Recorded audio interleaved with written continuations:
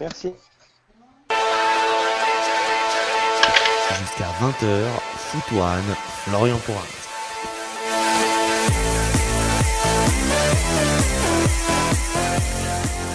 Bienvenue à toutes et à tous sur Radio1.fr pour cette deuxième émission de Foot One, l'émission 100% foot de Radio One. Je présenterai donc cette émission accompagnée d'Antoine, notre consultant. Salut Antoine. Salut Florian, salut à tous. Je serai également accompagné de Clément. Salut Clément. Salut à tous, bonjour à la compagnie. Je serai également avec Paul-Louis. Salut Paul-Louis, notre spécialiste Serie A. Salut Florian, salut à tous.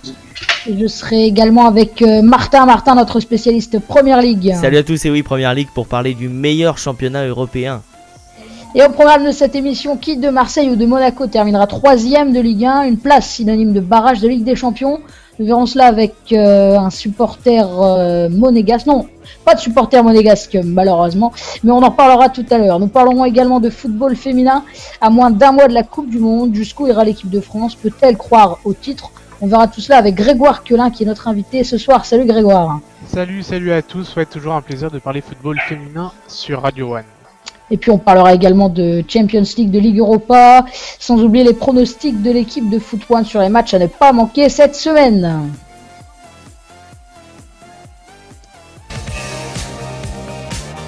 La Ligue 1. Et oui, la Ligue 1 avec le match, tout d'abord déjà, hier soir, Paris s'est imposé 6-0 face à Guingamp, un triplé d'Edinson Cavani, un doublé de Zlatan Ibrahimovic et un but de Maxwell. Paris qui est premier, 6 points devant Lyon. Lyon qui a perdu, le match s'est terminé il y a une dizaine de minutes, Lyon qui s'est incliné 3-0, qui s'est donc incliné lourdement au stade de Caen. Alors, qu'est-ce que vous pensez de cette défaite qui est synonyme de titre pour Paris? Je vais commencer par Clément, notre consultant. Clément, qu'est-ce que tu penses de cette défaite? Tout d'abord, je pense Et on a de Caen quand même. Bon, on a vu quand même Rémi Vercoutre jouer contre son ancien club et qui fait quand même un très très gros match. Donc ça fait quand même plaisir. On voit que il est professionnel et voilà.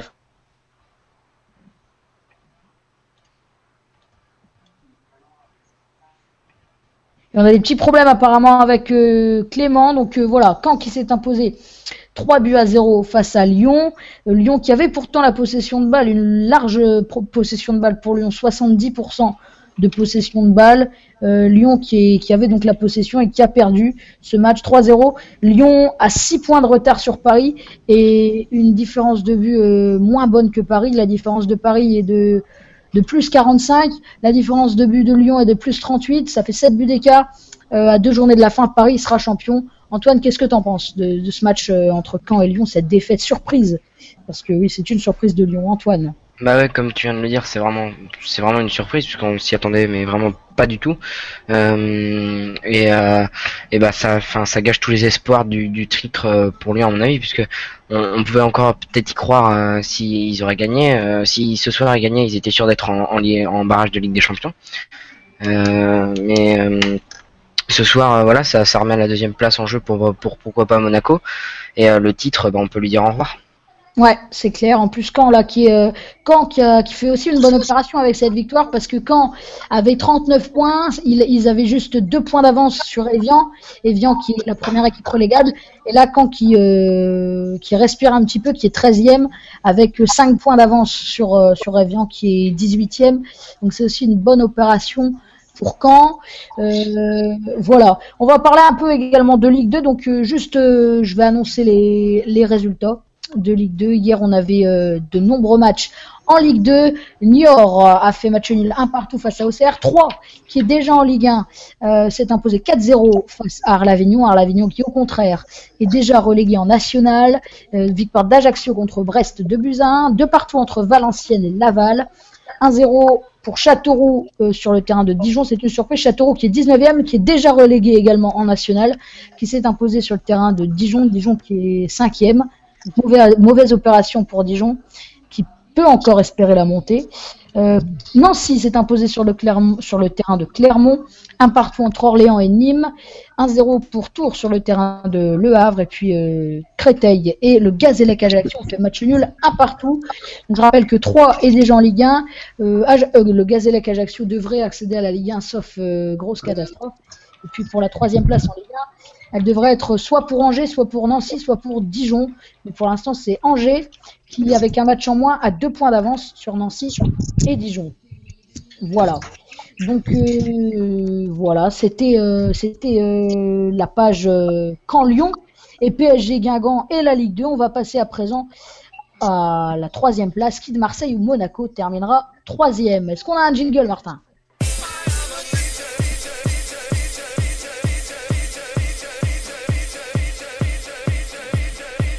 Radio One, Foot One, 19h-20h, Florian Porras. Eh ben c'est super, on a eu un jingle, donc Marseille-Monaco, laquelle de ces équipes terminera 3e? Je vais juste faire un petit rappel, vous demander de nous suivre sur les réseaux sociaux. Alors Facebook c'est Foot One, le Twitter de l'émission c'est Foot One avec un petit 1 à la fin, et l'adresse mail si vous souhaitez contacter l'équipe de Foot One, foot-one@outlook.fr. Voilà, on va passer donc à la 3e place. Qui de Marseille ou Monaco terminera 3e?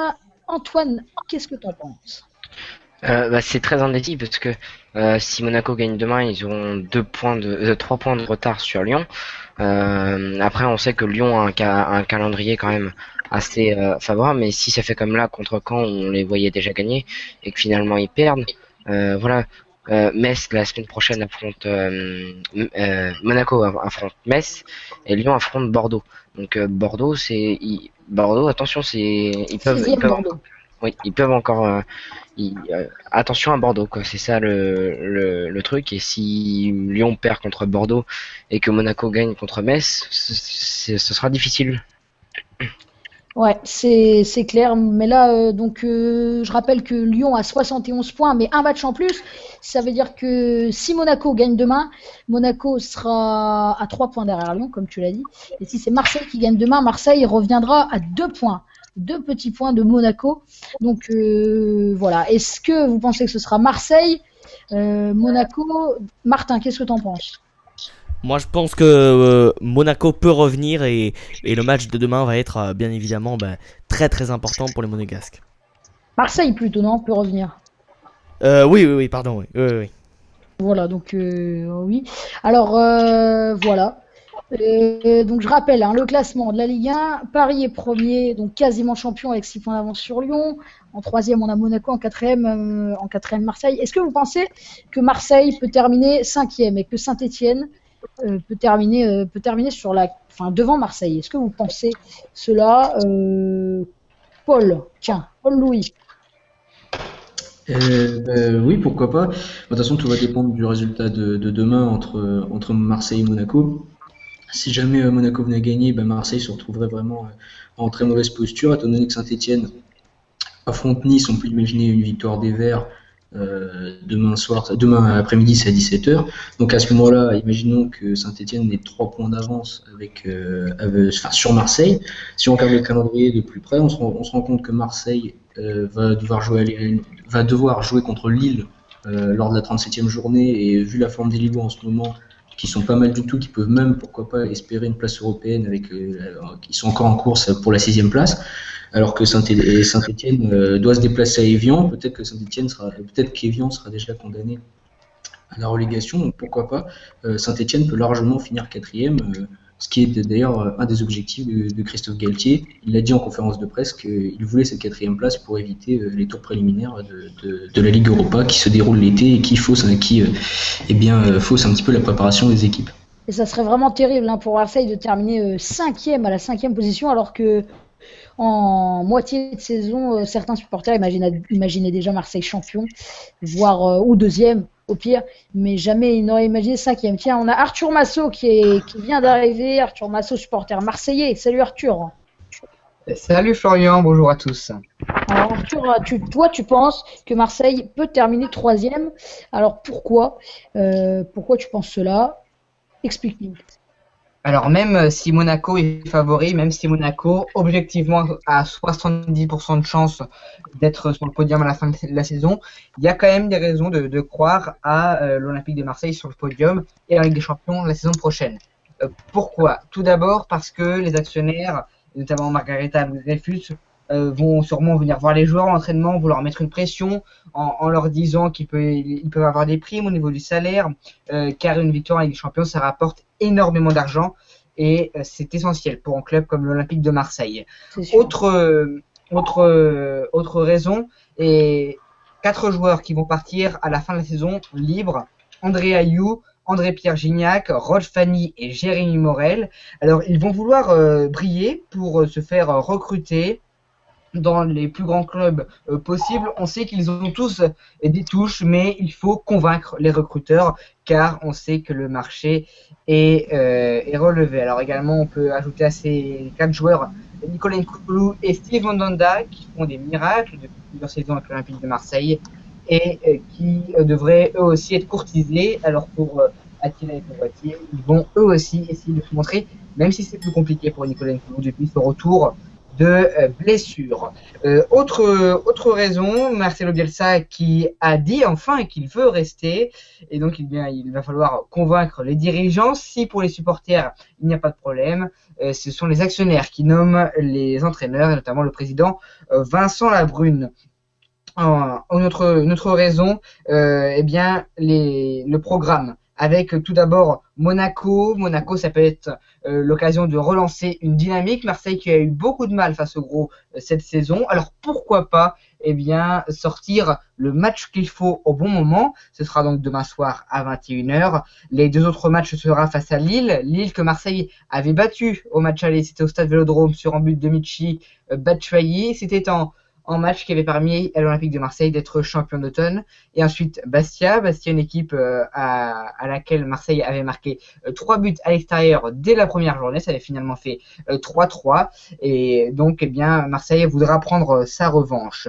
Dernière chose, l'Olympique de Marseille a connu plus de 10 défaites cette saison, et ce n'est pas pour cela qu'ils ne vont pas terminer sur le podium. Ils l'ont déjà fait 3 fois dans le 21e siècle. C'était le cas en 2002, 2003, 2006, 2007, 2007, 2008. À chaque fois, l'Olympique de Marseille avait terminé à la 2e ou à la 3e place en ayant perdu 3 matchs. Eh bien, merci Arthur. On espère pour toi que Marseille terminera 3e, même si les Marseillais ont pour l'instant 5 points de retard sur Monaco, mais le match pour la 3e place se jouera véritablement, donc comme tu l'as dit, demain soir. Ce sera sur 21h sur Canal+. Voilà, si vous voulez regarder ce match. Antoine, tu avais quelque chose à dire? Antoine. Eh bien, Antoine ne nous répond pas, ce n'est pas grave. On va passer à votre semaine football. Oui, voilà, excusez-moi. Voilà. Non, Antoine, tu avais quelque chose à dire. Je voulais juste dire quelque chose à propos de Marseille. C'est que c'est Bielsa, c'est bien gentil. C'est beau, mais le problème, c'est que si Bielsa finit 5e en fin de saison, pour moi, c'est pas une saison réussie, quoi.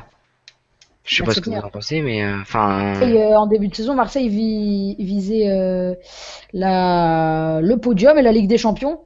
D'ailleurs, en mi-saison, lorsque Marseille a été champion d'automne, tous les supporters marseillais s'imaginaient déjà Marseille champion, selon les statistiques, etc. Et là, Marseille est quand même 4e, donc ça s'annonce compliqué. Mais Marseille peut toujours espérer d'être, pour l'instant, si Paris gagne la Coupe de France, Marseille sera directement reversé dans les groupes de l'Europa League, parce que Paris est déjà en Ligue des Champions, donc c'est le 4e qui va directement dans les poules de l'Europa League. Donc ça serait bien pour Marseille qui ne doivent pas passer un tour de qualification. Voilà. D'accord. Eh ben, on va passer à votre semaine football à présent. Est-ce qu'on a un jingle, Martin? Jusqu'à 20h, Foot One, Florian Pourrin.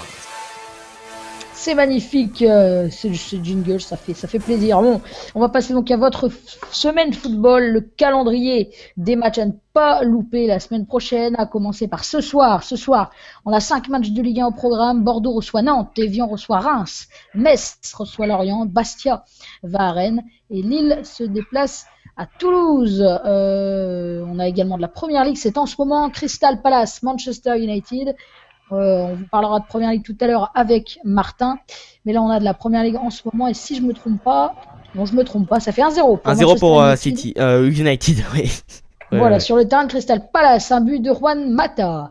On aura également de la Liga ce soir. Le Real Madrid accueille Valence à 20h et le Deportivo La Corogne se déplace à l'Athletic Bilbao à 22h. De la Serie A également ce soir, Milan AS Rome, 20h45. Et puis on a de la Bundesliga en ce moment. Stuttgart accueille Mayence 0-0 et c'est bientôt la mi-temps.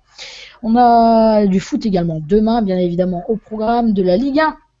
3 matchs au programme. Lens reçoit Montpellier à 14h. Nice se déplace à Saint-Etienne à 17h. Et le choc pour la 3e place, ce sera à suivre à 21h. Marseille-Monaco. Première Ligue également demain au programme. Manchester City accueille QPR à 14h30. Et un autre joli match, Chelsea reçoit Liverpool. Ce sera à 17h. De la Liga également demain. Levante accueille l'Atlético. Villarreal accueille Elche. Almeria accueille Malaga. Et le Celta Vigo accueille le FC Séville.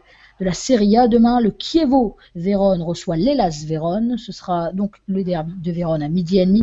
Palerme reçoit l'Atalanta Bergame. Udinese reçoit la Sampdoria de Gênes. Et Cesena reçoit Sassuolo, c'est à 15h.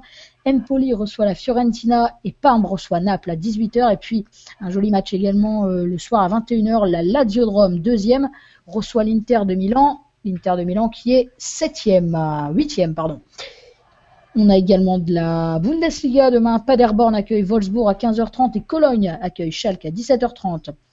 Lundi, de la Ligue 2 au programme avec un match en clôture de la 36e journée de Ligue 1. Angers accueille Sochaux à 20h30. De la Première Ligue également demain. Arsenal accueille Swansea. De la Liga aussi demain. Le Rayo Vallecano accueille Retafe à 20h45. Et puis de la Serie A demain. Le Genoa reçoit Torino à 20h45. Mardi et mercredi, on aura bien évidemment les demi-finales retour de la Ligue des Champions. Le Bayern Munich accueille le FC Barcelone. Ce sera mardi et mercredi. Le Real Madrid accueille la Juventus Turin. Jeudi, ce sera les demi-finales retour, mais de l'Europa League. 2 matchs au programme. À 21h05, le Dnipro Petrovsk accueille Naples et la Fiorentina accueille Séville. Et puis vendredi, on aura un grand multiplex Ligue 2 spécial avant-dernière journée de Ligue 2. Arles-Avignon reçoit Orléans, Auxerre reçoit Créteil, Brest reçoit Troyes, Ajaccio reçoit Niort, Clermont se déplace à Laval, Châteauroux reçoit Le Havre, Nancy reçoit Angers. C'est un match aussi important pour Angers que pour Nancy, car Angers est 3e et Nancy est 4e. Ce sera un match important pour la montée. Également vendredi, Nîmes reçoit Ajaccio, Sochaux reçoit Valenciennes et Tours reçoit Dijon à 20h. Et puis pour être tout à fait complet, samedi prochain, ce sera le samedi 16 mai, on aura un grand multiplex Ligue 1 le soir à 21h. Les 20 équipes de Ligue 1 vont se rencontrer. Alors Bastia reçoit Caen, Évian accueille Saint-Etienne, Toulouse se déplace à Guingamp, Lille accueille Marseille, Bordeaux se déplace à Lyon, Metz se déplace à Monaco, Montpellier reçoit Paris, Nantes accueille Lorient, Lens va à Nice et Reims reçoit Rennes. On aura aussi un multiplex en Bundesliga à 15h30, ce sera samedi prochain toujours. Wolfsburg accueille Dortmund, Mayence reçoit Cologne, le Bayer Leverkusen accueille Hoffenheim, Augsbourg qui a battu le Bayern tout à l'heure reçoit Hanovre, Schalke reçoit Paderborn, le Hertha Berlin reçoit Francfort, le Borussia Mönchengladbach se déplace au Werder de Brême, Fribourg accueille le Bayern et Stuttgart reçoit Hambourg. Et puis pour finir, 2 matchs de Serie A au programme samedi. L'Inter Milan reçoit la Juventus à 18h et la Sampdoria de Gênes reçoit la Lazio à 20h45. On va passer à présent à notre débat football féminin avec Grégoire Quelin qui est notre invité. Le débat de Foot One. Et voilà, nous sommes à précisément 28 jours, à moins d'un mois de la Coupe du Monde de football féminin. Alors, est-ce que selon vous, l'équipe de France peut-elle aller jusqu'au bout? Peut-elle gagner la Coupe du Monde? On va voir tout ça avec Grégoire Quelin, grand spécialiste du football féminin, qui est notre invité ce soir. Salut Grégoire. Salut Florian, salut à tous. Évidemment que la France peut aller au bout de cette Coupe du Monde. Ça va être l'objectif pour les joueuses, elles l'ont annoncé sur les différents réseaux sociaux. Elles y vont pour ça. Et leurs résultats sont vraiment encourageants, en constante progression depuis 2009 maintenant, où elles sont désormais 3e du classement FIFA, derrière l'Allemagne et les USA. elles sont quatrième de la dernière Coupe du Monde en 2011 en Allemagne, quatrième des Jeux Olympiques en 2012. Elles sont deuxième de la compétition de l'Algarve Cup cette année derrière les USA. Elles ont battu les USA, le Brésil et l'Allemagne cette année. Donc c'est vraiment des résultats encourageants. Les Bleuettes l'an dernier ont fini troisième de la Coupe du Monde des moins de 20 ans. Donc elles ont vraiment l'effectif et elles ont toutes les possibilités pour pouvoir remporter cette Coupe du Monde, même si les USA évidemment et l'Allemagne, qui ont tous deux remporté 2 fois la Coupe du Monde, seront de sérieux candidats, tout comme le Brésil, la Suède ou la Chine, qui ont déjà été en finale, mais qui n'ont pas pour l'instant récupéré le moins de titres avec eux. Alors c'est la 7e édition de la Coupe du Monde de football féminin. Elle se joue au Canada. Le coup d'envoi ce sera le 6 juin et la finale ce sera à Vancouver à 1h du matin. Ce sera le 5 juillet. Alors il y a 24 équipes qui participent à cette Coupe du Monde, 6 groupes de 4 équipes. La France qui est 3e au classement FIFA est dans le groupe de l'Angleterre, le Mexique et la Colombie. Il faudra faire attention à l'Angleterre qui est 6e. Voilà. Donc attention à l'Angleterre, n'est-ce pas Grégoire? Est-ce que l'Angleterre peut terminer première de ce groupe, première du groupe de la France? La France semble quand même être favorite. Je précise que vous pourrez suivre toutes les informations et l'évolution à chaque fois des scores sur le site canada.fr. C'est un site qui a été dédié justement à cette Coupe du Monde. Et normalement, la France devrait finir première de son groupe. Elle a la capacité vraiment pour le faire. C'est elle qui a fini 4e de la dernière Coupe du Monde, alors que les Anglaises, elles, n'ont pas vraiment de belles performances en Coupe du Monde. Donc normalement, c'est pour les Bleus la première place du groupe et ensuite on verra contre qui elles tombent. C'est vrai que ça va être plus dur après, normalement, dans la suite de la compétition. Ouais, si la France termine première de son groupe, elle jouera en 8e contre le 2e du groupe E, un groupe dans lequel se trouve le Brésil qui est 8e, l'Espagne qui est 15e, la Corée du Sud qui est 17e au classement FIFA et le Costa Rica qui est 37e. Donc ça serait plutôt le Brésil, peut-être en 8e de finale. Et puis en quart, ça se corsera pour les Bleus. Elle pourrait jouer contre l'Allemagne, qui est donc la première nation au classement FIFA, et qui avait, lors des éliminatoires, comme l'équipe de France, avait réalisé un sans faute en obtenant 30 points sur 30 possibles. Donc voilà, en quart, la France pourrait jouer l'Allemagne, comme pour les hommes d'ailleurs, qui avaient joué l'Allemagne en quart de finale. Est-ce que tu penses que la France peut éliminer l'Allemagne? Eh ben, ça risque d'être un match très intéressant. Ça avait déjà été le cas l'an dernier lors de la Coupe du Monde des moins de 20 ans, où la France avait perdu contre l'Allemagne. Et cette fois-ci, elles ont les capacités. Elles ont battu l'Allemagne en Allemagne justement cette année 2-0. Donc c'est vraiment leur possibilité de battre cette équipe allemande qui reste une équipe évidemment redoutable et qui a quand même 2 titres à son actif en Coupe du Monde. Ouais, et on aura également le Japon dans cette Coupe du Monde. Est-ce que tu penses que le Japon, c'est aussi une équipe qui est favorite de cette compétition? Le Japon qui est double tenant du titre, qui a gagné les 2 éditions précédentes.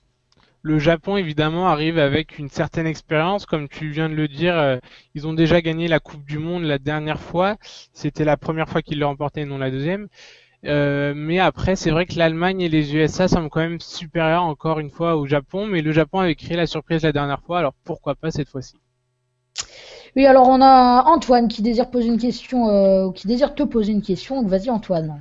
Ouais, Grégoire, je voulais juste savoir, on avait entendu parler des synthétiques par rapport à la Coupe du Monde, tout ça, et ça en donne quoi ça? Exactement. Donc en fait, on avait vu que pendant la Coupe du Monde du vin déjà, les joueuses avaient disputé leur mondial sur des terrains synthétiques. Les joueuses, beaucoup de joueuses internationales, Camilla Billy ou même des joueuses américaines, ont protesté pour ne pas jouer sur cette surface qui évidemment est moins habituelle et qui désavantage plus le jeu, qui peut créer des blessures plus importantes. Mais la FIFA n'a pas suivi les recommandations des joueuses. Les joueuses avaient signé même des mots pour essayer de faire changer ces décisions, mais pour l'instant ça n'a rien donné. Donc du coup les matchs auront lieu bien sur terrain synthétique malgré le souhait des joueuses et vraiment leur détermination pour ne pas jouer sur ces terrains. 6 stades accueilleront la compétition: le stade olympique de Montréal, le stade de Vancouver, le stade de Moncton, le stade de Ottawa, de Winnipeg et le stade du Commonwealth de Edmonton. Donc des matchs qui auront lieu au même endroit que lors de la dernière Coupe du Monde U20 qui a eu lieu l'an dernier au Canada évidemment. Et le premier match des Bleus aura lieu le mardi 9 juin. Ce sera face à l'Angleterre à 19h. Le deuxième match aura lieu le samedi 13 juin. Ce sera face à la Colombie également à 19h. Et puis France-Mexique, ce sera le troisième match des Bleus le mercredi 17 juin à 22h. Voilà, on va parler à présent de la médiatisation du football féminin. Pensez-vous, messieurs, que le football féminin est assez médiatisé? Alors Grégoire, qu'est-ce que t'en penses? Je pense que on va d'abord écouter les autres intervenants et puis on finira par mes remarques, notamment les étapes de la médiatisation du football féminin qui pourraient être important de rappeler à la fin, une fois que tout le monde aura intervenu. Alors Martin, par exemple, est-ce que tu penses que le football féminin est assez médiatisé? Alors, on peut pas dire que le football féminin soit aujourd'hui à son apogée, surtout quand on le compare au football masculin. Mais néanmoins, on sent qu'il y a quand même des efforts qui sont faits de la part des chaînes de télévision. Eurosport est aujourd'hui le premier partenaire du football féminin avec une émission et pas mal de matchs retransmis. Ouais, je vais dire un Eurosport qui diffusera l'intégralité des 52 matchs de la compétition. Voilà, oui, tout à fait. Donc ça on montre... n'aura que la moitié des matchs, 26 matchs en clair, ce sera sur W9. Voilà. Ouais. Ouais, on a même des matchs en clair là où bon, maintenant les matchs masculins on les a plus en clair. Après, je pense que avant que une finale de Coupe du Monde de foot féminin arrive aux mêmes recettes publicitaires qu'une finale de Coupe du Monde masculine, ça c'est pas encore gagné et beaucoup d'années, à mon avis, passeront, beaucoup de décennies passeront avant que on arrive à cette égalité parfaite. Mais on est sur la bonne voie, notamment grâce à Grégoire qui, grâce à son blog, nous informe en temps réel de ce foot féminin. Merci Martin. Est-ce que quelqu'un a un autre avis à donner? Peut-être Paul-Louis, est-ce que tu penses que le foot féminin est assez médiatisé? Globalement, je trouve quand même que les chaînes publiques font quand même, les chaînes gratuites font quand même pas mal d'efforts pour diffuser. Alors peut-être que je me trompe, mais il me semble que la finale de la Ligue des Champions qui va opposer Paris à Francfort cette année va être diffusée sur France 2 cette année. Donc ça va être quand même une grande première pour le foot féminin d'être diffusé sur une chaîne historique de la télévision française. Donc ensuite, il y a le groupe France Télévisions qui diffuse pas mal de compétitions comme la division 1, pas beaucoup de matchs, mais les principaux chocs. Et diffuse également la Coupe de France. Et ensuite, les équipes de France sont diffusées également sur D17, sur les chaînes du groupe D8. Donc globalement, c'est assez bien couvert.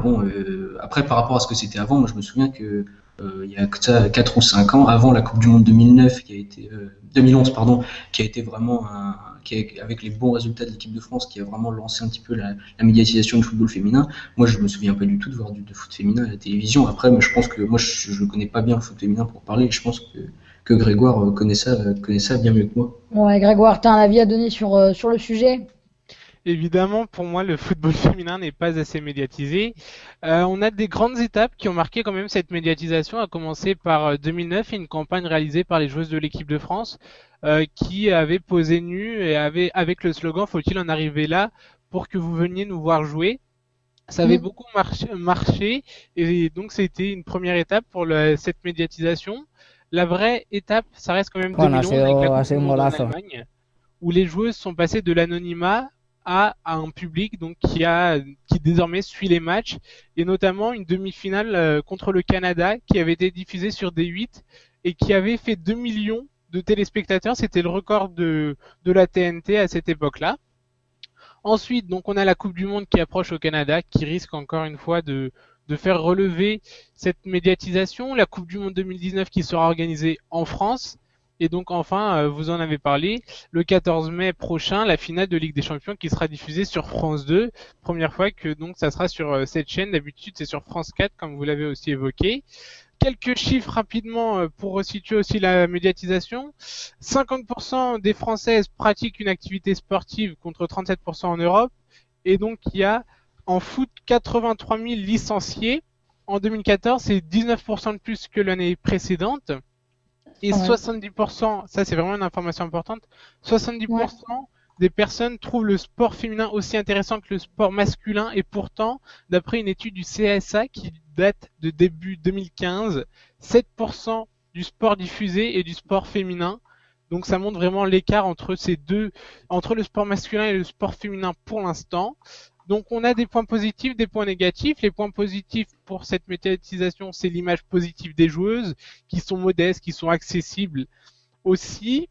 Les réseaux sociaux, qui sont une forme de développement pour le football féminin. On entend de plus en plus parler de football féminin justement sur Twitter, sur Facebook, etc.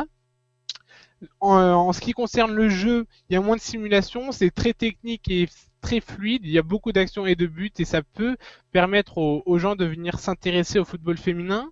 On a une émission qui est maintenant consacrée au football féminin sur Eurosport qui s'appelle Femmes de foot, qui est diffusée tous les lundis à 22h45. On a Corinne Diacre qui est entraîneur de foot en Ligue 2, première entraîneuse exactement à entraîner une équipe masculine et qui restera à la tête de cette équipe l'an prochain. On a Frappard Stéphanie qui est donc une arbitre qui sera à la Coupe du Monde pour représenter le foot masculin, le foot féminin pardon français et qui est arbitre également en Ligue 2 chez les garçons. Stéphanie Roche qui a fini deuxième du prix Puskás avec les garçons, ça montre aussi que les gens s'intéressent de plus en plus au football féminin. Après, on a des points négatifs aussi. Avant 2011, il n'y avait vraiment aucun développement. La FFF ne s'intéressait pas au football féminin. La FFF, justement, c'est une ligue qui gère à la fois le football masculin et féminin. Il faudrait peut-être que le football féminin ait sa propre ligue. Ensuite, des raisons qui expliquent cette non-médiatisation. C'est à la fois la surmédiatisation du football masculin, les audiences qui, du coup, sont moins bonnes, le manque de communication des clubs de foot féminin pour l'instant, des discriminations économiques, évidemment un budget plus faible ainsi que comportemental, et puis des stéréotypes, la femme qui doit s'occuper des enfants, faire la cuisine, etc. On a un développement au niveau des clubs professionnels, mais pour l'instant, ça reste à nuancer, étant donné que, par exemple, le président du PSG Al-Khelaïfi ne revient pas au match, comme l'avait déclaré Laura Georges en décembre dernier, et puis éviter les dérives de l'argent justement face aux clubs professionnels. Il reste beaucoup de points améliorés pour la médiatisation du football féminin, même si on l'a vu, de nombreuses étapes ont permis une amélioration. Merci beaucoup Grégoire. Grégoire, voilà, rédacteur en chef adjoint et directeur de rédaction du journal Foot Plus et ancien responsable football féminin sur Vavel France. Merci Grégoire, spécialiste du football féminin. Florian, j'avais juste une petite question pour Grégoire s'il est toujours là. Très rapidement. Je voulais juste savoir, par rapport au foot féminin, concrètement, il est beaucoup moins on l'a vu, il est beaucoup moins médiatisé que ce qui est tout ce qui est athlétisme ou quoi que ce soit au niveau de, comme la natation par exemple, aussi, par rapport au féminin et masculin, il n'y a pas de différence, par exemple, pour la natation, pour l'athlétisme. Et 7% du sport féminin diffusé par rapport au sport diffusé totalement, ça montre que c'est dans tous les sports. Et donc juste pour terminer, donc vous pouvez suivre l'information sur le sport féminin sur aubordduterrain.blogspot.fr, sur le site canada2015.fr concernant la Coupe du Monde féminine, et puis un guide spécial pour la Coupe du Monde féminine sur Foot Plus en juin prochain. Si vous avez des questions supplémentaires, @GregQLN sur Twitter. Merci à tous. Et Erwan Mixen. Merci Grégoire d'avoir été là. Erwan Mixen qui nous dit sur Twitter que le jeu du foot féminin est beaucoup plus lent que celui du masculin. Il nous lance le défi de regarder un match entier de football féminin et puisque le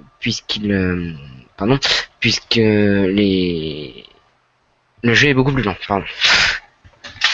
Voilà, quel macho, n'est-ce pas? Bon bref, on va parler un peu de Ligue des Champions à présent. Voilà, les demi-finales aller, c'était mardi et mercredi.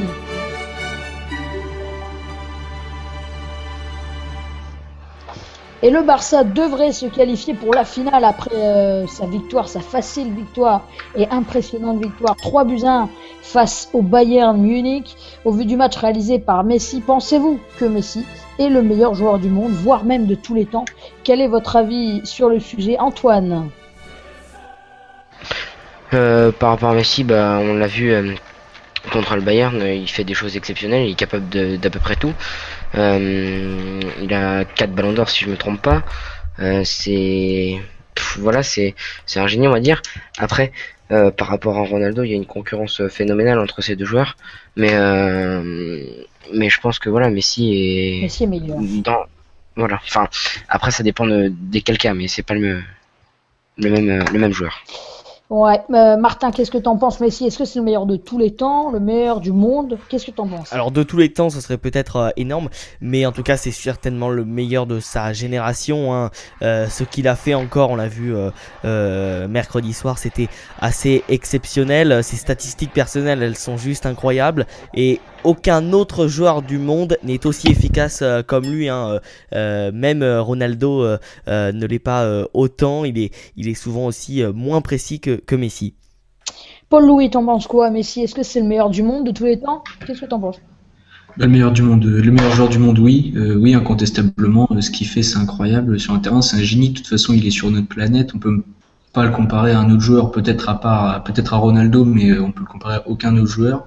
Après, de tous les temps, je ne pense pas, parce que pour moi, il lui manquera toujours la Coupe du Monde, parce qu'il a tout gagné, sauf cette compétition. Il aurait pu la gagner cette année, il l'a pas gagné malheureusement. Bon, il est pas passé loin, il est allé en finale.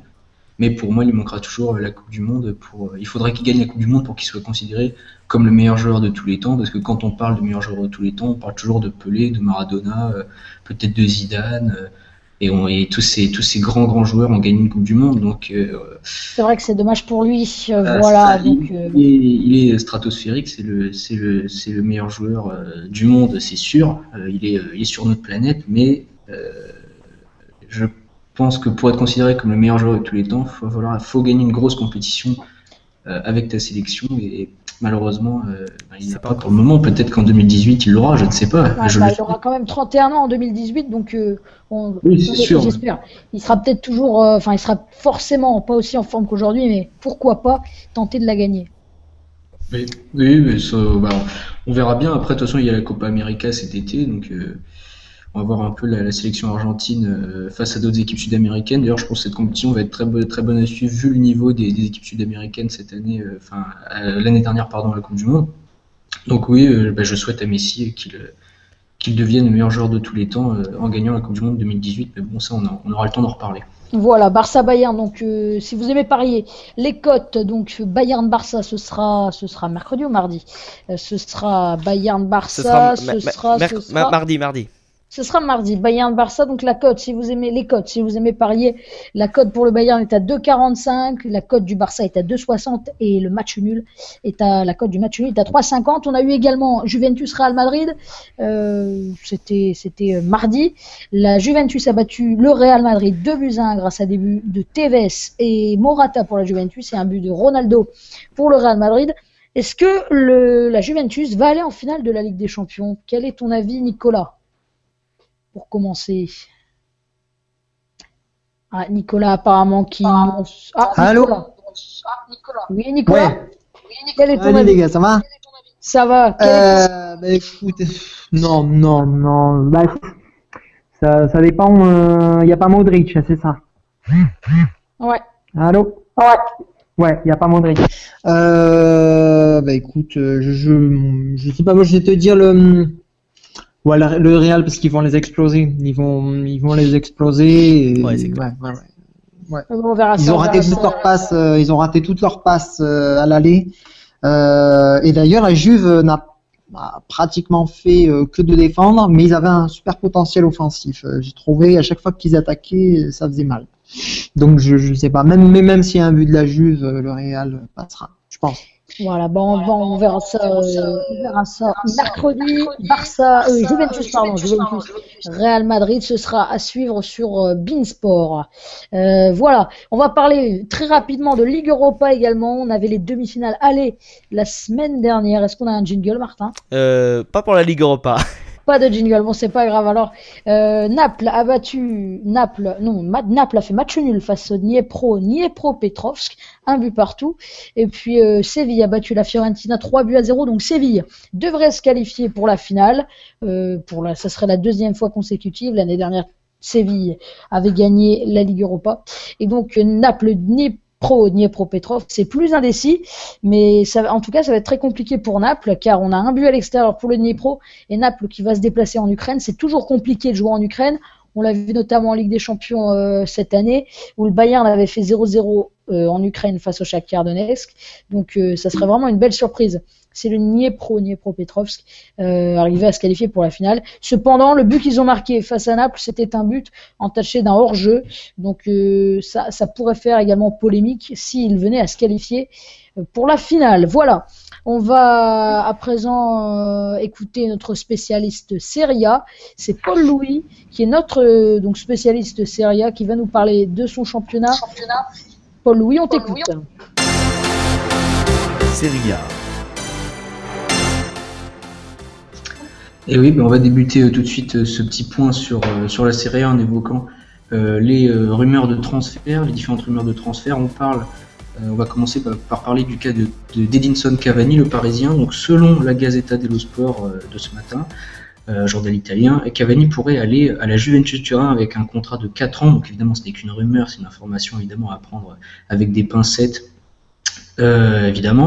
D'ailleurs, le président parisien Nasser Al-Khelaifi avait assuré dans une interview aux Parisiens qu'il ne voulait pas du tout laisser partir son attaquant, mais en cas de bonne offre, il pourrait se laisser tenter et il pourrait également tenter s'il Ibra venait à rester à Paris la semaine prochaine. Donc, plutôt rumeur de transfert autour du cas d'Edinson Cavani et il pourrait vraiment aller à la Juventus Turin. Autre rumeur de transfert, ça concerne Paul Pogba, qui pourrait lui par contre faire le sens inverse et aller du côté du Paris Saint-Germain. Il est également courtisé par le Real, par le Barça et par Manchester City, mais on parle vraiment de lui du côté du PSG, mais le frein du fair play financier pourrait inciter les Parisiens à ne pas recruter. Donc c'est une affaire évidemment à suivre ces prochains jours. On en parle de Paul Pogba, et bien ça me fait une parfaite transition pour le match de 18h qui a lieu d'ailleurs en ce moment même entre la Juventus Turin et Cagliari. D'ailleurs, à l'instant, Florian vient juste de m'envoyer le message, je viens de voir que Cagliari venait d'égaliser dans cette rencontre, donc un but partout entre ces deux formations. C'était Paul Pogba qui a ouvert la marque à la 45e minute et une égalisation bien dans les toutes dernières secondes autour de la 85e minute de cette équipe de Cagliari. Donc la Juve qui a fait tourner évidemment en prévision de son match retour face au Real Madrid mercredi soir.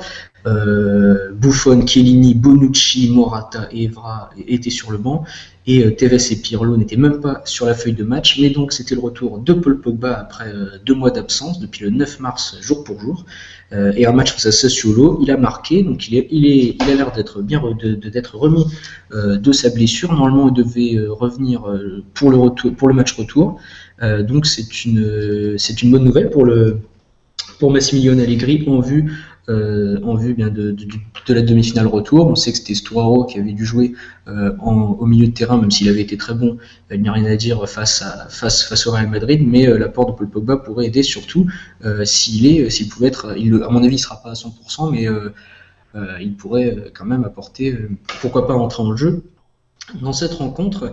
Donc le résultat entre la Juve et Cagliari pour le moment un partout, mais évidemment la Juve est championne, donc de toute façon ce match ne compte pour rien, à part pour Cagliari qui pourrait peut-être se relancer dans la course au maintien et revenir à 4 points de l'Atalanta Bergame qui est 17ème. Mais dans tous les cas, Cagliari va vraiment avoir du mal à se maintenir. Donc dans les autres matchs de cette 35e journée de la Serie A, on va évoquer bien le match entre l'AC Milan et l'AS Rome, et ça c'est un match important pour la deuxième place pour l'AS Rome.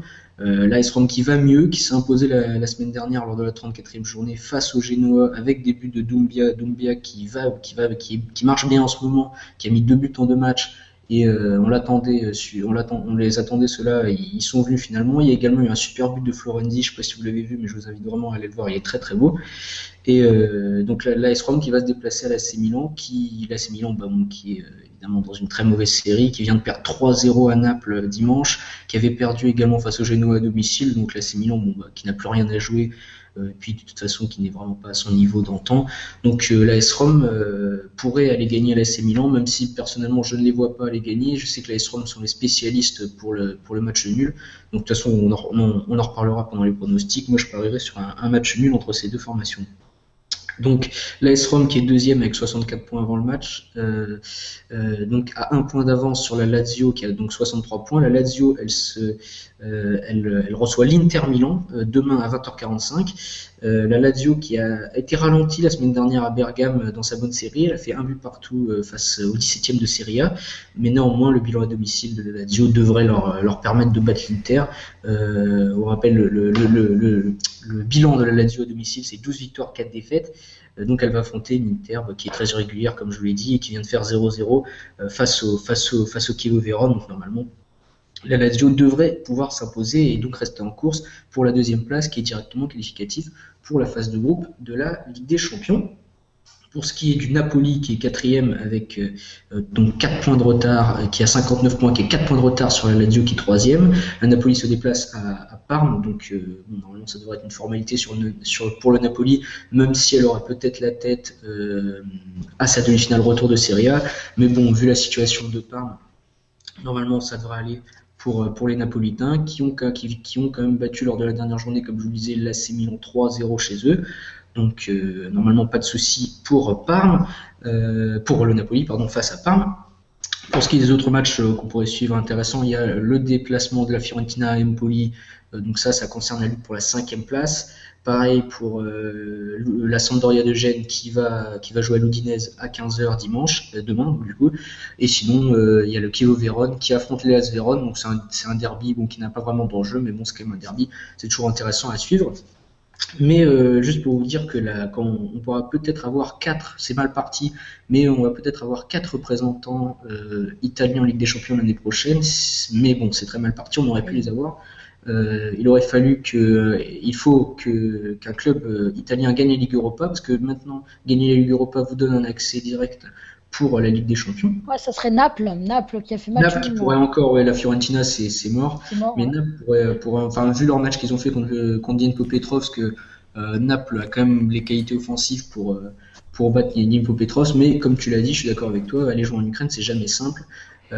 Donc c'est bon. Donc si ça se trouve le foot italien va avoir que 3 représentants en Ligue des Champions l'année prochaine. Mais le foot italien qui se porte quand même mieux que les saisons précédentes. Franchement, c'est pas mal du tout. Il y a un beau championnat. Ça se bat bien. Il y a du suspense pour la deuxième place. Bon, pas pour le titre, mais bon, la Juve est au-dessus. Mais pour la deuxième place, il y a de la lutte, notamment avec la Lazio de Rome qui fait une super saison avec un très beau football déployé. Du côté de Rome, bon, la Roma en début de saison c'était bien, mais bon, c'est un petit peu freiné en fin de saison, mais bon, en tout cas, on aura l'occasion de reparler dans une prochaine édition de Foot One, du foot italien, et notamment de la 37e journée. Je le rappelle, je l'ai dit la semaine dernière, mais je le rappelle, qu'il y a un Lazio de Rome AS Roma lors de la 37e journée. Ça va peut-être être la finale pour la deuxième place, donc ça va être chaud cette fin de saison dans le championnat italien. Merci Paul-Louis. Liga BBVA. Voilà la Liga BBVA. Alors notre spécialiste Liga étant absent, on va en parler sans lui. Alors je vais vous rappeler tout d'abord les scores avec hier l'Espagnol Barcelone qui est allé gagner à Eibar 2-0 grâce à des buts de Christian Stuani et de Sergio Garcia. 2-0 pour l'Espagnol Barcelone donc face à Eibar. Grenade s'est imposé face à une équipe qui est déjà en Liga Adelante, qui va descendre, c'est Cordoba. Grenade s'est imposé donc 2-0. Cordoba qui a fini le match à 9. Voilà. Et puis on a un match en ce moment en Liga. Le Barça affronte la Real Sociedad au Camp Nou devant 87 000 spectateurs. Le Barça qui mène donc 2-0 grâce à un but de Neymar à la 50e minute et un but de Pedro qui a remplacé Rafinha à la 85e minute. Voilà. On a de la Liga, je le rappelle ce soir. Le Real Madrid accueille Valence à 20h et l'Athletic Bilbao accueille le Deportivo La Corogne à 22h ce soir. Demain, Levante accueille l'Atlético Madrid à midi, Villarreal accueille Elche à 17h, Almeria accueille Malaga à 19h et le Celta Vigo accueille Séville à 21h. Et puis en clôture de la 36e journée, le Rayo Vallecano accueille Retafe. Ce sera lundi à 20h45. Voilà pour la Liga. Et puis une petite information d'ailleurs sur la Liga, la fin de saison qui reste en suspens, car il me semble que la fédération a décidé de suspendre donc la compétition à partir du 16 mai à cause d'une loi sur les droits TV en désaccord avec, enfin ils sont en désaccord avec Oui, parce avec que la Ligue. Voilà, donc la fin de saison de Liga qui reste en suspens. oui, parce que ce sera plus Barcelone ce sera plus le Barcelone et le Real qui se partageront les droits télé. Tous les clubs auront leur part. Ouais, voilà. Donc Comme en première ligue. voilà. Donc on va parler à présent de Première Ligue avec Martin. Barclays Premier League. Effectivement, mon cher Florian, puisque nous avions cet après-midi les habituels matchs de 16h et on va commencer par reparler de Hull City face à Burnley, aussitôt promu, aussitôt relégué, malgré une victoire sur la pelouse de Hull City 1-0 samedi après-midi.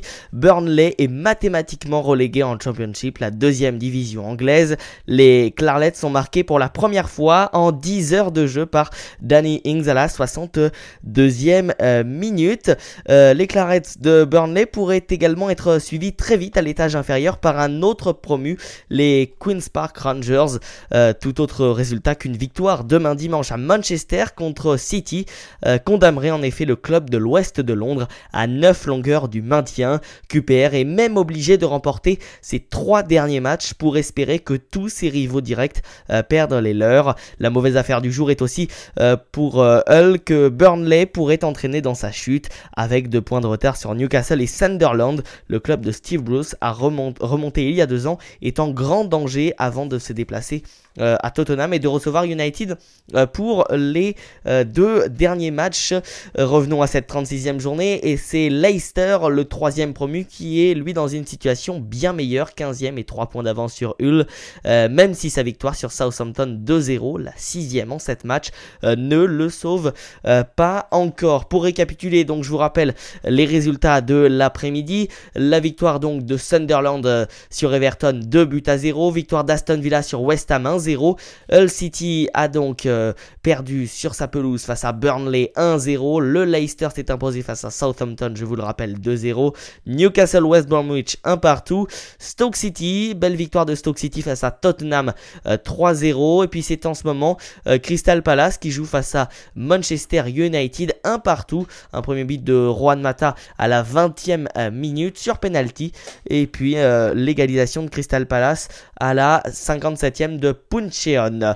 Un mot également de Championship, c'est la Ligue 2, la D2 anglaise, pour vous informer que on connaît le nom des 2 clubs qui passeront en Première Ligue l'an prochain, c'est Bournemouth et Watford.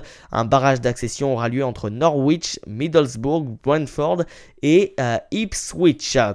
Selon Beansport, Manchester City et Pep Guardiola se seraient mis d'accord pour lier leur destin dès la saison prochaine. Une information qui ne serait finalement pas si surprenante que ça. Pep Guardiola qui vient pour la première fois de sa carrière d'entraîneur d'enchaîner 3 revers consécutifs. On en parlait tout à l'heure. Parlons un petit peu à présent de Sport Business. En Première Ligue, Manchester United a gagné, écoutez bien, 140 millions de dollars cette saison, même sans de bons résultats. Les Red Devils font en effet recette, puisque selon le célèbre magazine Forbes, Manchester United est l'équipe qui récupère le plus d'argent des sponsors grâce aux 3 principales sources d'argent des clubs dans ce domaine. C'est l'équipementier, les sponsors maillots et le naming du stade, avec 36 millions de dollars de Nike, 80 millions de Chevrolet et 24 de la part d'Aon. Et puis pour terminer cette petite chronique sur la Première Ligue, un mot des résultats, des matchs qui vous attendent pour cette fin de week-end. Demain, donc, City qui reçoit Queen's Park Rangers à 14h30. Liverpool qui se déplace à Chelsea à 17h pour l'un des derniers grands chocs de cette saison, même si, bien sûr, ce choc n'a plus grand intérêt. En tout cas pour Chelsea, Liverpool qui pourrait peut-être espérer récupérer une 4e place, mais c'est presque impossible au vu de Manchester United, d'Arsenal et de City qui sont bien loin devant. Et puis donc lundi soir, Arsenal qui devra s'imposer à Swansea s'il veut conserver sa place de second. Voilà mon cher Florian pour la fameuse page Première Ligue donc dans Foot One. Merci Martin, on va à présent passer à la Bundesliga avec Niklas. La Bundesliga. Salut. Bundesliga.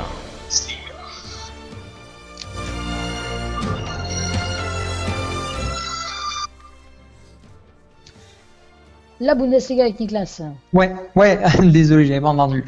Ouais, donc, écoute, là, ce week-end, donc là, déjà, il y a Stuttgart qui a ouvert le score face à Mayence, une frappe de 30 mètres, voilà, à l'ancienne, quoi. Donc voilà, donc ça, c'est pour le résultat du match de maintenant. Écoute, sinon, ce week-end, il y a le Bayern qui a chuté à Augsbourg.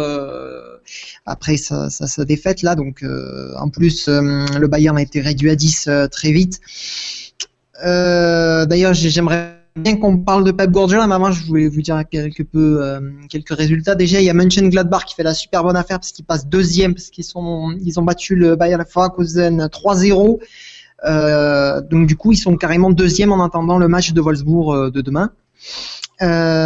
Puis après, Dortmund a gagné 2-0 et Brême a fait un partout, il me semble, face à Hanovre. Donc ça, c'est pour la course à l'Europa League. Et en plus, Hoffenheim a perdu. Donc pour l'instant, ce qui nous donne un classement avec Bayern Munich, Mönchengladbach, Wolfsburg, Leverkusen, les 4 premiers. Puis après, Augsbourg qui est 5e, Schalke qui joue demain qui est 6e, Dortmund, Brême et Hoffenheim qui complètent de la 7e à la 9e place. Donc ça va être très intéressant à suivre, la course pour l'Europe. Et aussi, on peut imaginer, la course pour la 3e place, synonyme de qualification directe pour la Ligue des Champions. Merci Niklas. Alors, tu avais une critique à faire sur Guardiola, c'est ça? Ouais, parce que alors Guardiola, comme l'a dit Martin, il me semble, a perdu 3 fois de suite. Là, c'est la première fois que ça lui arrive. Il y a quelques grands noms du foot allemand qui se sont un peu énervés.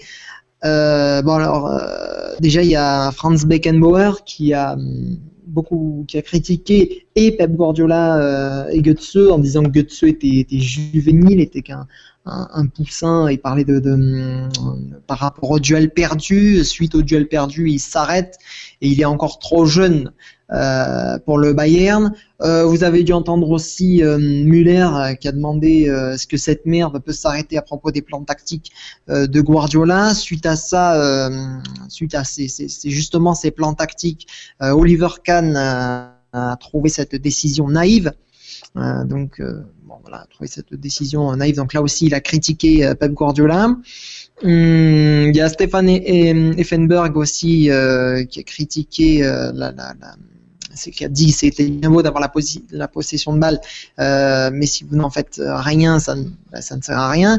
Et enfin, il y a un dicton qui dit vous prenez une corde très endommagée. Bon, il a un peu, il a un peu adapté à la situation. Il a dit vous prenez une corde très endommagée, vous mettez Guardiola d'un côté, les joueurs de l'autre. Les deux camps se tirent la corde vers eux, chacun a son avis, son style et son opinion. On en arrivera à un point où la corde se cassera et là, ce sera le divorce. Ça va péter, ce n'est qu'une question de temps. Donc voilà.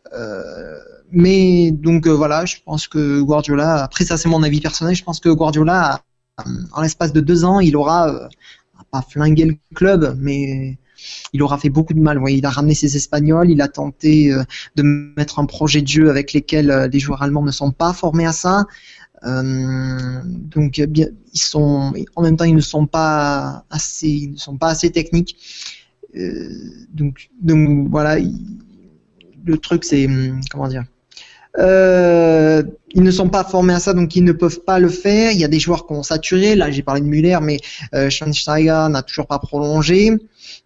Ceci dit, il devrait partir en 2016 à l'étranger, enfin un truc genre Qatar ou New York, Red Bull, parce qu'il sera le capitaine de la Nationalmannschaft notamment. Mais tout le monde a un peu craqué. On peut parler aussi de Luis Gustavo, de Toni Kroos, et voilà, il y en a d'autres. Voilà. Merci beaucoup Nicolas pour cette page Bundesliga. Tu restes pour les pronostics que nous allons faire maintenant. Voilà, je vais juste donner, je donnerai après les résultats, les scores pour l'instant des pronostics parce qu'on avait pronostiqué la semaine dernière. Mais là, on va pronostiquer sur 5 matchs. Martin, est-ce que tu as un visuel ou pas?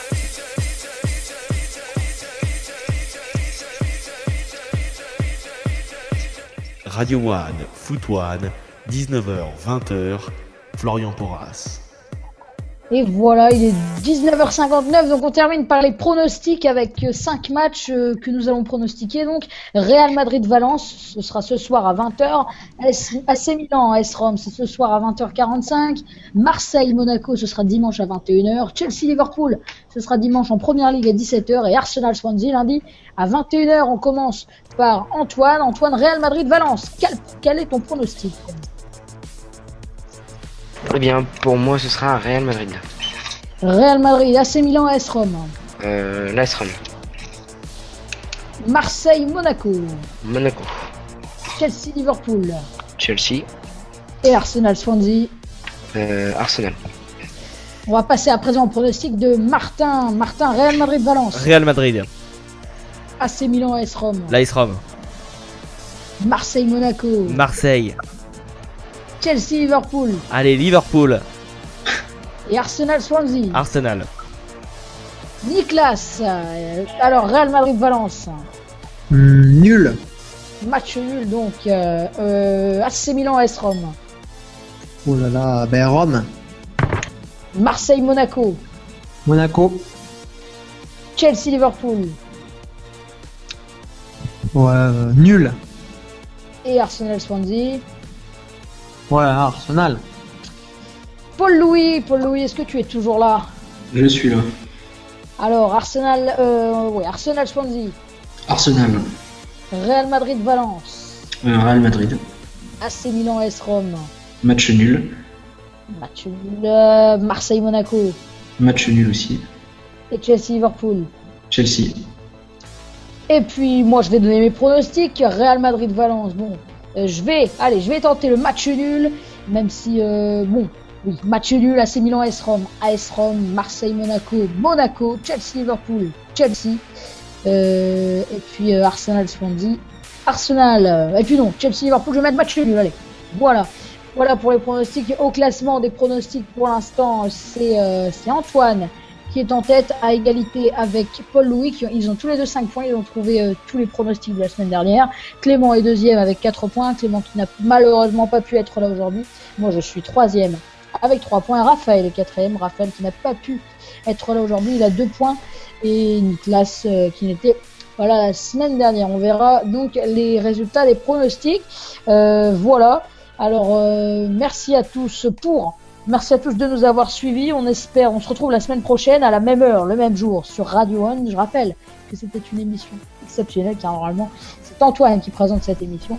C'était donc exceptionnellement moi qui l'ai présentée aujourd'hui. Bonne soirée à tous et à samedi prochain pour une nouvelle émission de Foot One.